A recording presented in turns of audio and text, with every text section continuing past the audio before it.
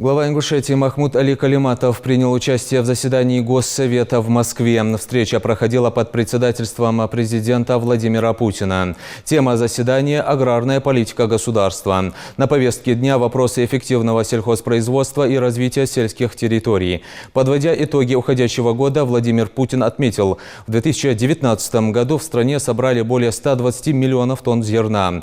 Тем не менее, уровень жизни работников сельского хозяйства и развития сельских территорий в аграрном плане оставляет желать лучшего. Лидер государства призвал участников заседания всерьез рассмотреть этот вопрос.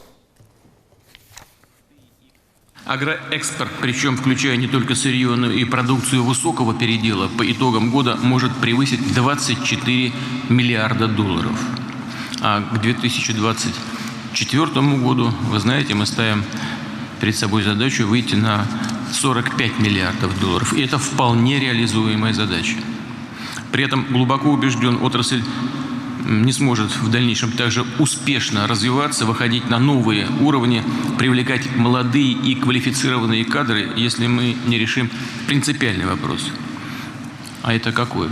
Качество жизни населения. Наши сельские территории по-прежнему отстают от социальной обустроенности, бытовому комфорту, развитости инфраструктуры. И хочу еще раз повторить, этот разрыв особенно заметен на фоне впечатляющих успехов отечественного АПК. По оценкам, общий уровень обеспеченности сельской местности всеми видами благоустройства, а это в том числе водопровод, отопление, газ, системы ЖКХ, чуть больше 34%, тогда как в городах почти 80%. Хуже обстоит дело и с социальными, образовательными, медицинскими учреждениями, с дорожной сетью.